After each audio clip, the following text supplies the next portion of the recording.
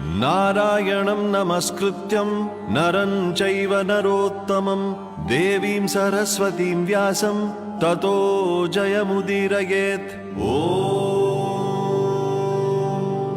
अथ सकल सौभाग्यदायक श्री विष्णु सहस्रनाम स्तोत्रम्।